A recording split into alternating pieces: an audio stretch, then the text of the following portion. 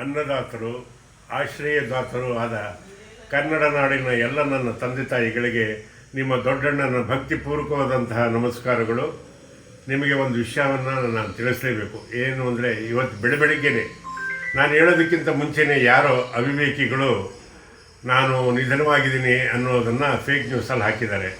ಅದು ಶುದ್ಧ ಸುಳ್ಳು, ಶುದ್ಧ ಸುಳ್ಳು, ಶುದ್ಧ ಸುಳ್ಳು. ನಾನು ಆರೋಗ್ಯವಾಗಿದ್ದೀನಿ, ನೆಮ್ಮದಿಯಾಗಿದ್ದೀನಿ. ಹಾಗಾಗಿ ಈ ವಿಷಯನ ತಮಗೆಲ್ಲ ತಿಳಿಸ್ಬೇಕು. ನನಗೆ ಬೆಳಗ್ಗೆಯಿಂದ ಮುಖ ತೊಳ್ಕೊಳ್ಳೋದಕ್ಕೂ ಬಿಡ್ತಾಯಿಲ್ಲ. ಎಲ್ಲ ನನ್ನ ಪ್ರೀತಿ ಪಾತ್ರರು, ನನ್ನ ಅಭಿಮಾನಿಗಳು, ನನ್ನ ಬಂಧು ಬಳಗದವರು, ನನ್ನ ಮಕ್ಕಳು ಮೊಮ್ಮಕ್ಕಳು ಎಲ್ಲ ಫೋನ್ ಮಾಡ್ತಾಯಿದ್ರು. ಅದಕ್ಕೋಸ್ಕರ ಈ ವಿಡಿಯೋ ಮಾಡಿ ನಿಮ್ಗೆ ಆಗ್ತಾಯಿದ್ದೀನಿ. ನಾನು ಆರೋಗ್ಯವಾಗಿದ್ದೀನಿ. ಎಲ್ಲಿವರೆಗೂ ನಿಮ್ಮ ಆಶೀರ್ವಾದ ಚೆನ್ನಾಗಿರುತ್ತೋ ನಾನು 100 ಕಾಲ ಚೆನ್ನಾಗಿರ್ತೀನಿ ಅನ್ನೋದೇ ನನ್ನ ನಂಬಿಕೆ. ನನ್ನ ಮೇಲೆ ಈ ರೀತಿ ಪ್ರೀತಿ ವಿಶ್ವಾಸ ಇಟ್ಟಿದ್ದಕ್ಕೆ ಎಲ್ಲರಿಗೂ ವಂದನೆ.